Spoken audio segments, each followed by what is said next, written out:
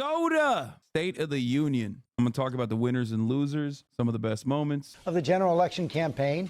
It did get raucous in the chamber at times. The president sparred with the GOP. Lawmakers shouted at him as he spoke as well. The president never mentioned Donald Trump by name, but he did repeatedly call out what he called his predecessor, creating a clear contrast for voters when they go. Yeah, I like that they were like, oh, will he, won't he? Is he going to mention Trump? And it's like, bro, he mentioned Trump a lot, okay? He never mentioned him by name, but god damn, he mentioned him a shit ton. Go to the polls in November. Biden accused Trump of bowing down to Vladimir Putin, trying to bury the truth about January 6th. My purpose tonight is to wake up the Congress and alert the American people that this is no ordinary moment either. Not since President Lincoln and the Civil War have freedom and democracy been under assault at home as they are today. What makes our moment rare is that freedom and democracy are under attack both at home and overseas at the very same time. Straight out the gate, the president shaming Republicans for failing to fund Ukraine and calling out Donald Trump, though not by name, for saying he would allow Vladimir Putin to attack NATO allies. That's a quote. A former president actually said that, bowing down to a Russian leader. I think it's outrageous, it's dangerous, and it's unacceptable. It is pretty funny how much like Republicans can openly hate America and still own like loving America as a concept. I can't get over this part. Like, we are so busted as a country, as a nation, in the way that we understand patriotism. People yell at me when I want to fix America and say I'm an un-American piece of shit. And then they go and watch Tucker Carlson and be like, Russia is so much better than America. What's going on? And they go, that's right. He's right. And he should say it. He loves America. I'm the one who hates America that should go back to his own fucking country. But Republicans that constantly complain about America not being violent enough, not being shitty enough to the fucking working poor, those guys are the guys who really love America. I hate that. I am very jealous of that shit. Like, the way that reads for Republicans, it makes me I'm so jealous that they can get away with like criticism of this country in an incredibly stupid, incredibly violent way. It reads as like patriotism. And honestly, this is held up by like Democrats, moderates, everyone. The more reactionary you are, the more patriotic you're seen. Blows my goddamn mind. My message to President Putin, who I've known for a long time, is simple. We will not walk away.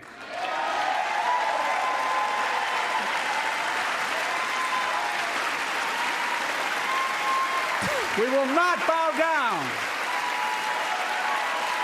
Anyway, in order of importance, obviously, like when the lights are on, when the lights are brightest, right? We're talking first quarter in the finals. Brandon comes out of the gate swinging about Ukraine and about how he's going to stand up to Russia. Obviously, he's doing that because for some reason, I think he thinks this is the most important, most prescient, most like, this is going to get him the most clout, I guess. Like, this is what animates him the most. Fine, sure. I love when Biden gets that demon from Supernatural look and his eyes get all black. Yeah, I don't know why that happened. I think it's because he's like really old. But he was very animated. He was very animated. And I gave his speech overall, like I gave his performance overall, as far as like crowd reception and how Americans will see it, an 8 out of 10. He was very dynamic. He had one role to fill here, which was showing the country that he can stand up for an hour and actually talk. And he did that. I know that's a very low bar to clear for a president, but I do think that ultimately it was because, we had really, really low expectations. We had really low expectations of him, and he cleared those expectations phenomenally. He did. He did do that.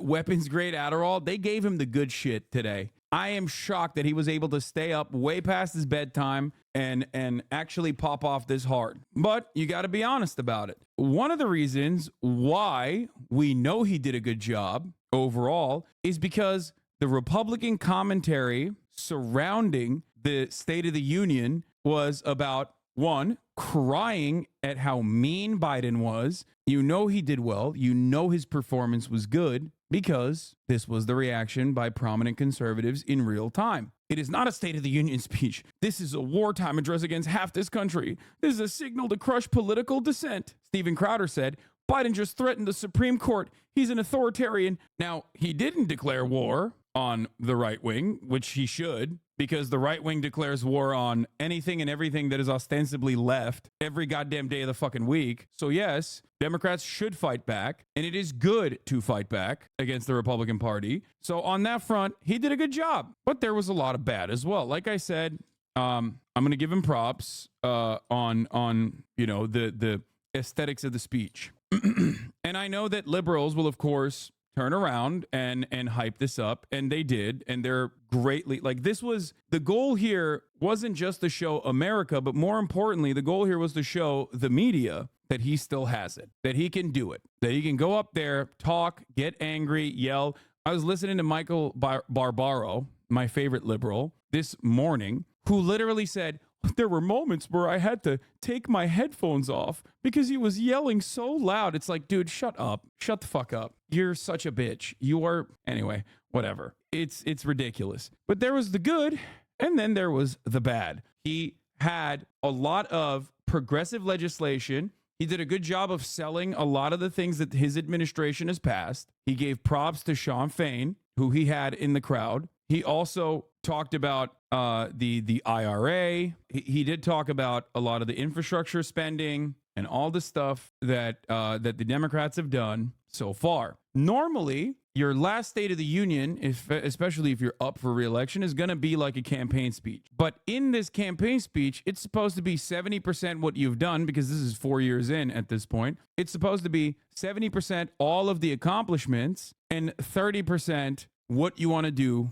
in the upcoming second term. I would say that this was 30% all of the accomplishments and 70% what he wants to do in the upcoming second term. And a lot of the stuff that he presented that he wants to do was phenomenal. It's just that he's not going to do any of those things. Obviously, I know that, but I'm happy that he's at least lying. That is how low the bar is for the Democratic Party, okay? At this stage, for people that want to vote for the Democratic Party, it literally is like, please just fucking lie to us and say that you're going to go after billionaires. Say that you're going to do something. Say that you're going to do anything, really. The fact that he talked about big landlords was very good. I think that since Biden is considered a cipher, he's considered a center point in the Democratic Party consistently throughout his career, except for issues like Israel, obviously, where it does seem like he has pure zealotry. Brandon talking about big landlords and the housing crisis is a change of pace. That is a change of pace. The fact that he is utilizing the bully pulpit to even address the housing crisis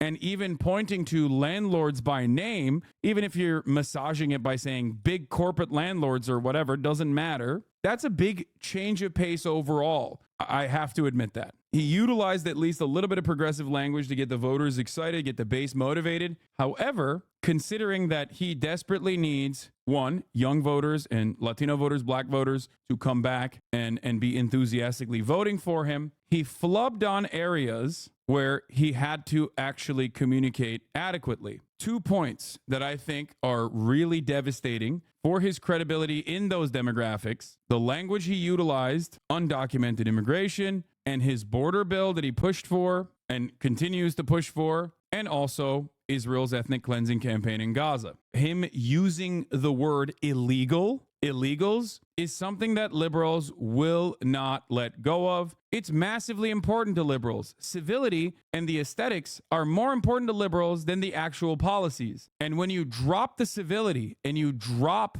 the aesthetics of civility, all of a sudden something shifts. It has always been a full-blown no-no for the Democrats to ever refer to undocumented migrants as illegals. You can't do that. You can pass the worst border bill of all time. You can be the deporter in chief like Obama was. And in the moment where he was supposed to pop off, he went off script and he popped down. He said illegals. And I think the point he was trying to make, to be as charitable as possible to him, was, listen, like, you gave me this button about this person that was murdered by an undocumented immigrant, right? What about all the people that get murdered by documented American citizens, is what he was trying to say. He flubbed it big time, because I do think he's a racist person in general, especially when you scream the word illegal, especially as a Democratic Party leader. will not bow down. And firing a warning shot over Trump's election lies. Here's the simple truth. You can't love your country only when you win. On the hot button issue of immigration. That was a bar too. That was a good bar. That was a good line for sure. That is straight out of the Republican textbook. Republicans always talk about how like liberals want to leave the country and like they want to fucking, they hate America and they want America to suffer or whatever. But like, I think that was a good bar. That was a good line to be like, you can't only love your country when you win is good. It's a good line. Immigration, Biden confronting Republicans for tanking that bipartisan border deal under pressure from Trump. Oh, you don't think so? Oh, you don't like that bill, huh? That conservatives got together and said it was a good bill? I'll be darned. That's amazing. Republican Marjorie Taylor Greene shouting back at Biden about the murder of 22-year-old Laken Riley, a Georgia nursing student killed by a Venezuelan migrant who crossed the border illegally. Biden responding, holding up a pin with her name on it that Greene gave him earlier in the night. Not really.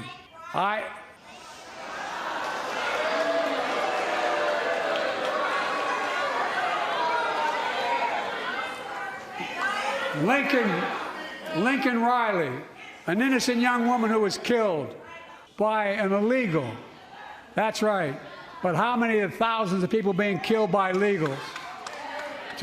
Like, that's so bad. It's such a massive oof, dude. It's just like unimaginably. It's already gross as fuck to use this as a prop, and he should have definitely not gone off script here. It's just crazy. He's so old he forgot they took illegal out of the Dems dictionary of terms years ago. Bro, I don't think the Dems ever had illegal in their dictionary. It was always been a big no-no word. Historically, it's a big no-no word because the concept is no human is an illegal. Like there's no such, which makes sense, by the way. Dude, even look at Kamala's face. Parents, I say, my heart. Look at Kamala Harris's face, dude. It's like, oh God. Heart goes out to you, having lost children myself.